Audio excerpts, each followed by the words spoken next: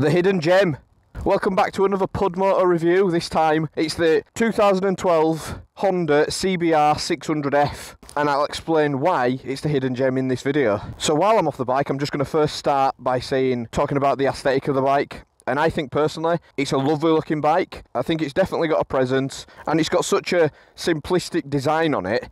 It sort of is just the essence of a sports bike without any of the extra fancy stuff, without any of the extra design features. I think if you're going for simplicity but you want something that looks good, this could be a lovely option. So it does actually come in 3 colour options. You have this staggering blue and white, almost Suzuki-esque look, which goes beautifully with those gold forks, classic sort of Honda look.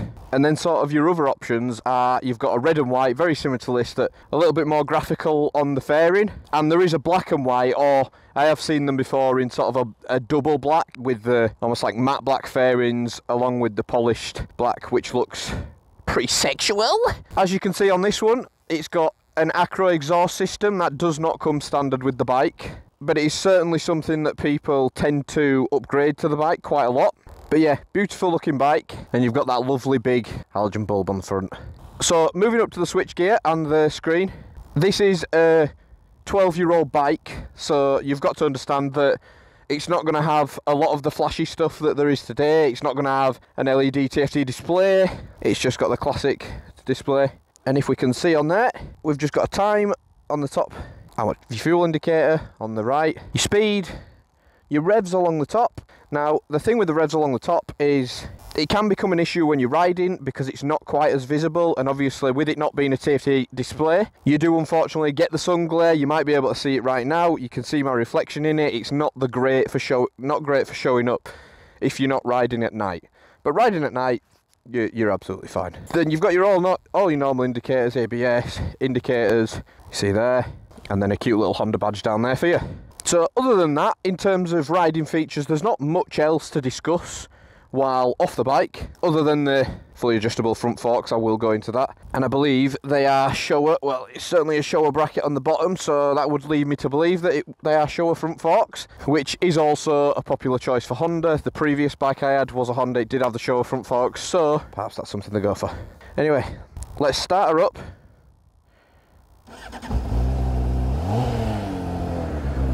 And you can hear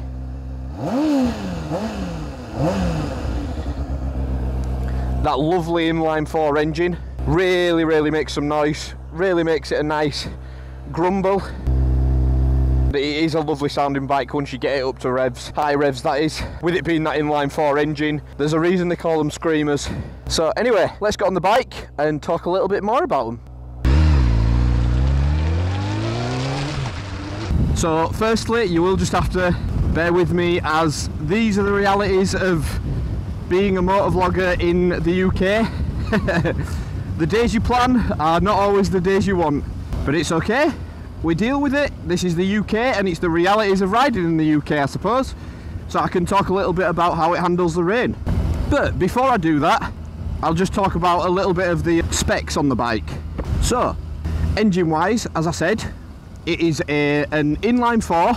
We've got an inline 4 engine. Power wise, you're putting out a claimed about 102 brake horsepower at 12,000 RPM. So like I said, inline 4, you know it's going to be a high rever, and you do have to get up into that rev range to really get the performance out of the bike. But once you are up there, it is pretty fantastic. Saying that, it has got a respectable amount of torque.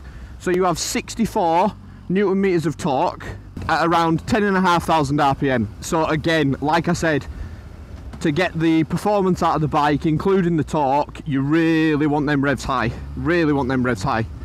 But that's how these inline 4s want to be ridden, and this is how you should want to ride them as well, because the beauty of an inline 4 engine is it truly is the high revving screamer performance that you want, and that's what you're going to get with this bike. You really are. So a funny thing about this bike is you probably don't hear about them much, because I know I certainly didn't hear about them much, and there's probably a reason for that. So back in the early noughties, there was a CBR600F. It had quite high performance, probably fairly likened to a CBR600RR. But Honda, for some reason, thought, for one reason or another, decided to discontinue the CBR600F. And a couple of years later, they decided they want to revitalise the CBR600F. Rebirth it, if you will. And how did they go about doing that? They created this. The only problem with this is, doing a 600cc bike, which could be classed as a sports bike too, when you already offer a 600RR sports bike, Supersports should I say, at a much cheaper price point, you've almost created a competitor for yourself. And I think that's the reason that this bike only ran for a couple of years, because people wanted the performance of a 600RR, not quite of course, but didn't want to pay the price tag for it. So they opted to buy this, because 100 horsepower is still incredibly respectable for a 600cc bike. You know, when you compare it to the bikes of today, such as the Ninja 650, horsepower wise, the Ninja 650 doesn't come close to this. Same with Yamaha's R7, doesn't come close to it, but comfort wise, very similar bikes. So you can definitely understand why people stopped buying the 600RR and began to buy this, because it is heaps of fun. It really is. The beauty of this bike is though, the power, with it being an inline 4, the way the power goes onto the bike is so smooth, which really makes it an absolutely wonderful beginner's bike in terms of a step up from, you know, 125 or 300 or 400, just because of how manageable the power is. You don't have to worry about anything such as a snaggy gearbox or anything like that. It's lovely and smooth through all that. It's not snatchy on the throttle. It is a lovely option. So that does move me on to the gearbox. So it's got a six-speed gearbox, which utilises a wet clutch. Ooh, wet! Which is, I'll be brief with it and I'll be honest, it is smooth as butter. Smooth as the cream cheese you put on your crackers, yes. So you will not have any issues with the gearbox. I've not had any issues with this gearbox, and I've been riding it for a good couple of months now. So if there's any beginner riders out there thinking about one of these, in terms of gear shifting, your clutch, your power, it's all very smooth, it is all incredibly manageable. One thing that is also very manageable and helps to create this very beginner friendly bike is the seating position and the seat height. So if you're like me and you're not vertically inclined, as I am just shy of 5'9", I have recently found out I am not quite 5'9", although I have always told people I'm 5'9". So yeah, obviously I'm not the shortest, there is definitely shorter, but I'm not the best in terms of high seat heights. And this, for me, is an ideal seat height. I probably wouldn't want to go much further, but I can confidently flatten the balls of my feet on the floor. Yes, Adam gets to the number. They want to know the number. Tell them the numbers. So, the official seat height on one of these is 800mm exactly. So, in terms of seat height, that's not bad at all. That's quite a low seat height.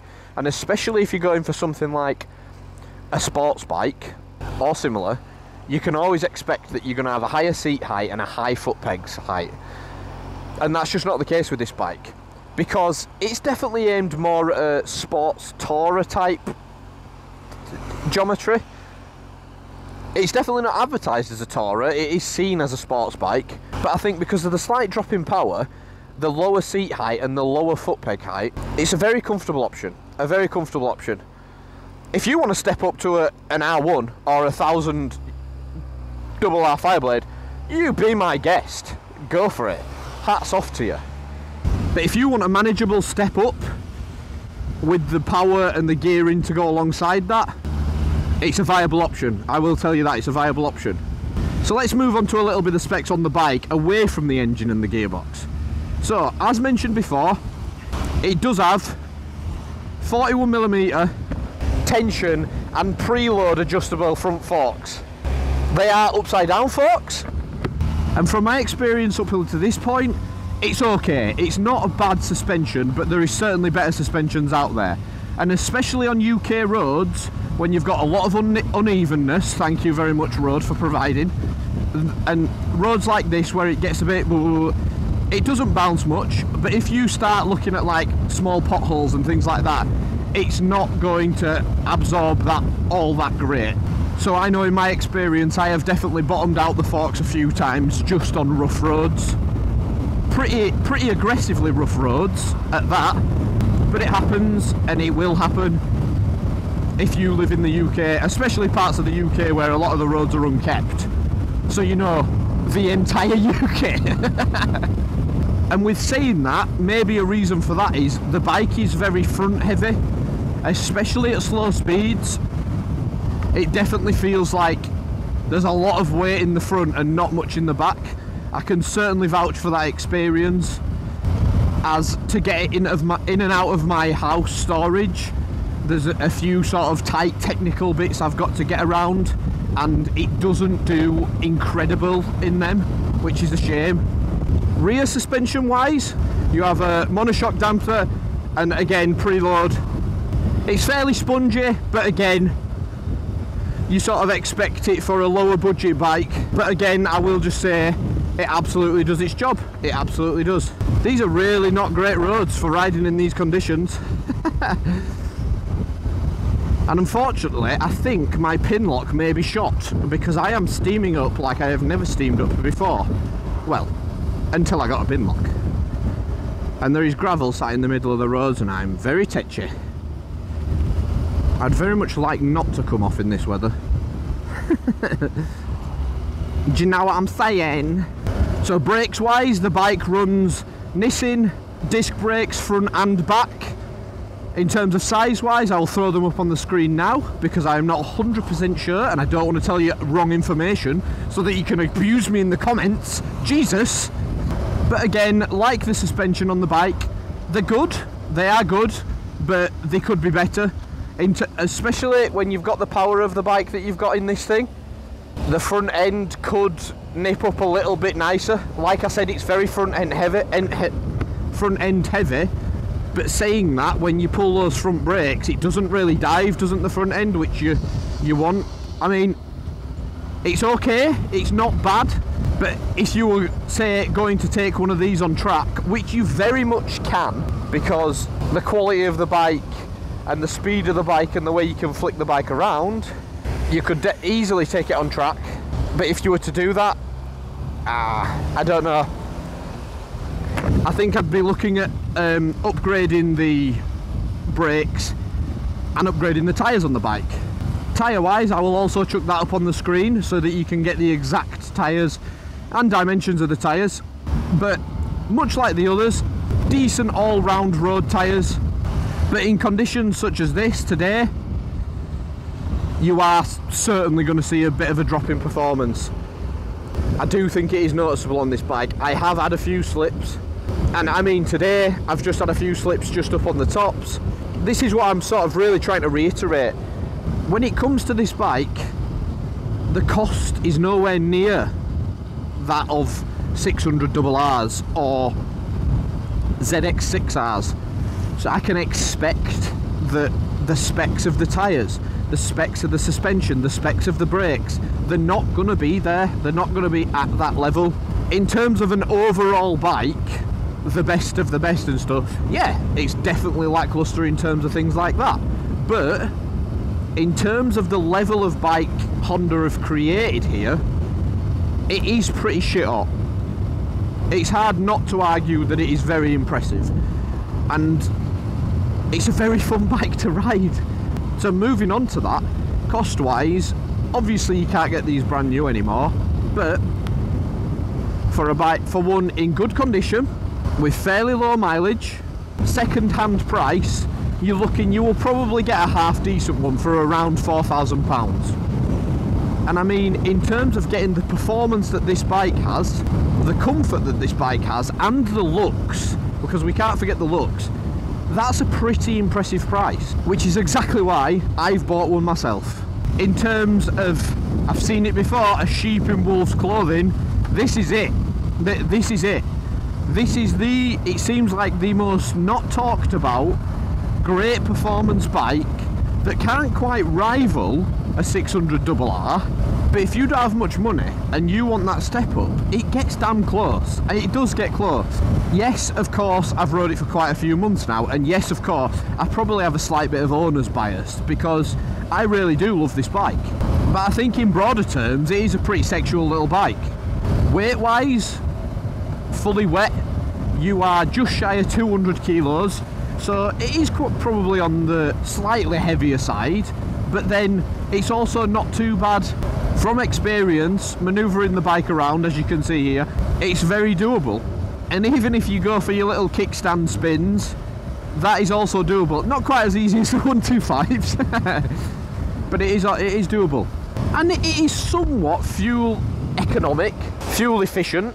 So it's got a fuel tank of around 17 litres. Whether you actually get that much in it, that's a different story. And that gets you a couple of 100 miles, you know. It's MPG wise, it's sort of what you'd expect. I think it sort of sits around that 50 to 70 mark on your average riding.